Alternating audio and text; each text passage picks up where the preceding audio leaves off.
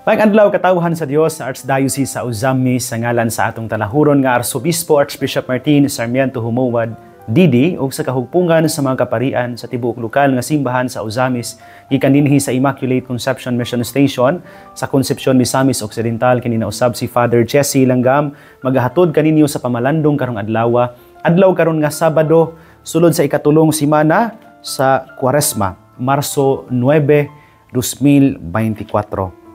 Ang ebanghelyo nga atong pamalandungan karong adlaw mga igsuon atong kutluon gikan sa ebanghelyo sumala ni San Lucas.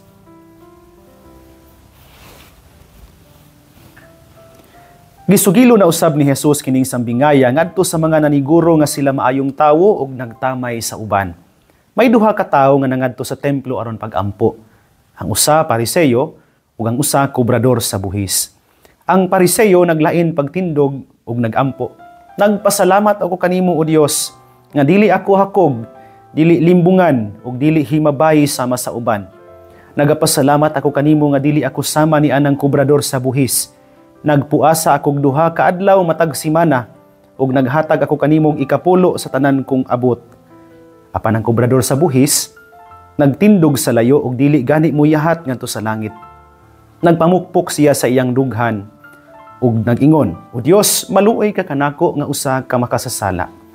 Unya miingon si Jesus, "Sultihan ko kamo nga ang kobrador sa buhis ug dili ang Pariseyo mao ang gikahimut-an sa Dios sa iyang pagpauli sa ila. Kay ang tanan nga magpataas sa iyang kaugalingon ipaubos, ug ang tanan nga magpaubos sa iyang kaugalingon ipataas." Mga igsuon, ang ebanghelyo sa Ginoo. Daygon ikaw o Kristo. Mga igsoon ko ni Kristo maayong adlaw pag-usab kaninyong tanan. Unsa ba nga klase sa pag-ampo ang makapahimuot sa Ginoo? Dunay duha ka tawo karon sa ebanghelyo nga nag-ampo. Sa Pariseyo o sa kobrador sa buhis nga nangadto karon sa templo. And God was pleased with the prayer of the tax collector, while the prayer of the Pharisee was rejected. Yes, although the Pharisee began his prayer with, "O God, I thank you. Nagpasalamat ako kanimo, Dios." But the rest of his prayer is not prayer at all, but a self-congratulatory litany of his actions and accomplishments. Hindi naman ito pag-ampo. Iya lang gilitaniya ang iyang mga naabot na human sa kinabuhi.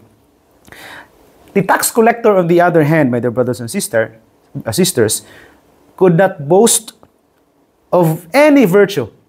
Wa gyud sige panghinambong nga bertud ngayang nahimo. Mubo ra kay ang pag-ampo. All he could mutter while beating his chest was, "O God," while bowing, nagdungo siya, "O God, be merciful to me, a sinner." And yet, the gospel concluded by saying that he went home justified. Mubo kay nga pag-ampo. Pero matod ba sa ebanghelyo? Niuli siya nga justified. Pasaylo ang iyang mga sala. So we learn two lessons from this parable, my dear brothers and sisters. First, we catch God's attention when we do things with sincerity. Kung matinud-anon ta, makakita gyud ang Ginoo sa atong mga gibuhat. Sincerity comes from two Latin words. Sine, meaning without, ug cera, wax. Literally, sincere or being sincere means without wax or maskara. Yung manay gamiton sa una aron mutabon sa naw nga natural.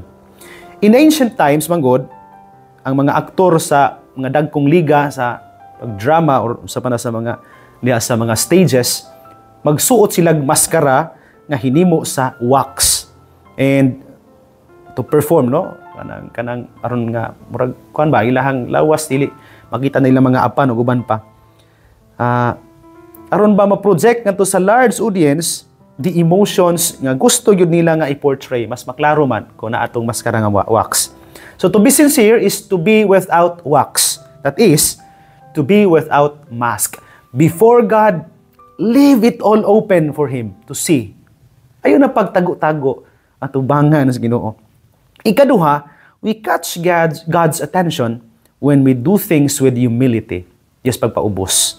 Humility is is not self-deprecation nor self-hate. Dili ni tungod kay gusto nimo ipaubos imong kaugalingon o riyatakan ang imong kaugalingon. Di pud ni kanang magpaubos ka, wa po na magpasabot nga imong gi-hate imong self. We are not being humble when we ignore our gifts. Kung dili bitaw nato paingon pa lungkoy-lungkoy ta diha unya. Dili nato i-recognize ang atong mga gasa, dili man na humility. Labi na gyud ang atong mga talento nga pangutan-on ka wa kay talent no kay humble pero dili na mo humility. Humility is not we are not being humble when we neglect or deny our gifts and talents. False humility na siya. At worst, dili pud ni kanang low self-esteem. Dili po na mao. There is a thin line that separates pride and humility. Na ay gamay ra gyud kaayo diha nga bahin o linya nga nag-ulang o nagbulag sa pagkamapahitason ug pagkamapaubsanon. And both begin with acknowledgement of one's gifts and talents. Kana gyud sinugdanan kanang mo acknowledge ka sa imong mga gasa o mga talento. Nara diha mo na sinugdanan. And then the rest na diha dayon tong thin line that separates pride and humility. But this self-knowledge, kanus aman mahimong pride na siya when it is done in a spirit of isolation. Kanang imong ipalahi ang imong kaugalingon sa uban. Maunay pride. Muna gibuhat manggod sa Pariseo sa Ebanghelyo. He knew his gifts. He knew his virtues. Kay balo sa mga gasa o sa mga bertud nga iyang napuy-an sa kinabuhi. But he saw them in a spirit of isolation. Nakita to niya layo sahi sa uban. I thank you because I am not like the rest of humanity. Di man ko parihas sa uban. Sakto na tong I thank you. Nadugangan pa man gyud aning because I am not like the rest of humanity. His gifts isolated him from the community. Tungod kay gilahi man niya daan ang iyang kaugalingon sa komunidad. And this engenders pride and arrogance. Maunay sinugdanan sa pagkamapahitason o pagka-arrogante. But when done in a spirit of communion, not in the spirit of isolation, but in communion, self-knowledge breeds humility and gratitude. Kung muhimo na ganita sa pagtanaw sa atong mga gasa sulod sa komunidad, then naana tayo sa spirit of communion. And then our self-knowledge will breed within us humility and gratitude. To acknowledge one's gifts and talents in a spirit of communion means to place one's giftedness at the service of the common good. That way, one can never be proud because one begins to see himself as a servant. And service is kindred to humility. Akong balikon, mahimo lamang humility ang usa ka pagpadayag sa kaugalingong mga talento o kahanas kung kini imong gihimo in service to the common good. Mauna nga dili gyud na pwedeng magbulag ng humility o charity because to be humble, one's need to be charitable. Humility needs charity. Ang usa ka tinuod nga mapaubsanon, mahibalong mo paambit sa uban sa iyang mga kahanas o talento. So balik ko nako, ang dunggon nga pag-ampo sa Ginoo mao kadtong tinukmod sa sincerity o humility. Mao ba nay ato ang kinaiyaw batasan kung mag-ampo ta? Hinaot pa unta nga mao.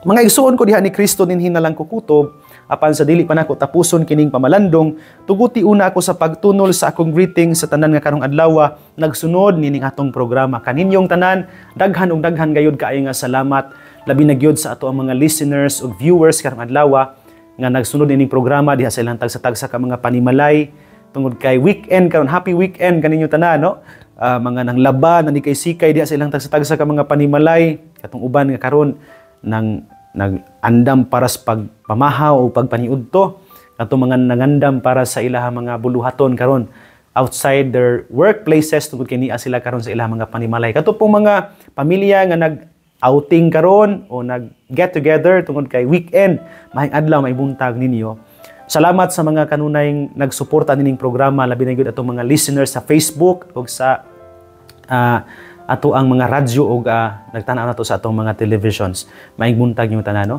Nanapod tay mga pamalandong nga gi-upload sa TikTok, no? So kung ganahan pud mo nga mo follow sa ato ang TikTok page, you may find the link sa ako ang kining Facebook page. Salamat daan sa inyong mga sa inyong pagsuporta. Kung pasalamat sa mga nahimong kabahin ining atong pagpaningkamot, labi na gyud sa mga listeners nato diha sa social media. No, good morning ninyo diha kang Mami Lizelle ug Julius Mungabong, kang Kuya Antonio ug Ati Allen Go and family, kang Kuya Ryan ug Ati Anging Oliveros and family, kang Ati Che Yap and family sa pamilya Abing Estreliada, Pao, Duhay Lungsod, Alumbro, good morning niyo diha, no? Sa akong mga kaparyentihan nga nagsunod pud nako diha sa ubang mga dapit o parokya, Todela, Yanis Calamba, dinis Sinakaban, may buntag ninyo diha, no? Salamat kay ninyo sa iyong kanunay pagsunod nato no dinining atong programa. Sa mga tanaw nato diha karon sa ilang mga balay pod, no? Kang Gabriela Acailar, Ma'am Irene Palgan, kang Sir Joel Aclao, kang Marifeg Julian Ladion, kang Nanay Waning, kang Delmag Adela Bacod, kang Ma'am Helen Acompañado, kang Evelyn Di Gracia, may buntag ninyo tanan, no? Salamat kaayo sa inyong kanunay nga pagsuporta kanato. Sa pamilya Cos diha sa Panaon, good morning, no? Sa mga nagsunod nato diha sa ilaha mga trabahuan bisan panahon ining adlaw, labi na to mga nanikay-sikay sila mga good morning niyo diha to mga magbabaol, no, mga farmers may muntag sa mga naa karon sa lawod pero madungog ta, sa mga fishermen na to may muntag niyo diha, sa mga nikay-sikay gihapon karon nanginabuhi atong mga sika drivers nandito sa mga utility vehicles may buntag, sa mga naa sa malls, sa mga cashiers, mga baggers ug uban pa may buntag niyo diha, no? Sa mga tindirog tindira nato diha sa merkado may buntag niyo diha, no? Sa mga naa karon nag-shopping pod may buntag niyo diha, no? Sa mga hangtod karong adlaw nangita pa sa ilahang panginabuhian, no? May buntag and my prayers, no, and blessing, no, nga unta ang Ginoo mo hatag kaninyo sa inyong gipangandoy karong adlaw. Ug sa tanan nga sa kanunay ug sa walay puas nagsunod nato dinhi nga atong programa kaninyong tanan, daghan ug daghan gayud kaayo nga salamat. Mga igsuon dinhi na lang kukutob ayo galimot ang pulong sa Dios ang ayan gayud nga pamation, pamalandungan ug paningkamutan nga mapuy-an. Pulahan ang tawo nga naningkamot magpuyo sa pulong ni Jesus, isama siya sa usa ka kahoy nga gitanom daplin sa sapa kansang mga dahon bisan kunting init dili gayud malaya ug timpo sa tingbunga muhatag siya kanunay maayong bunga. Igsuon ugma na usab uban sa panabang ug pangamas atong mahal nga inahan na si Santa Maria atong gitawag mga misamisnon ug ang Birhen sa kuta, ang Dios sa kanunay magapanalangin unta kaninyo. Sa ngalan sa Amahan ug sa Anak ug sa Espiritu Santo. Amen. Magamping ug magampo kanunay igsuon.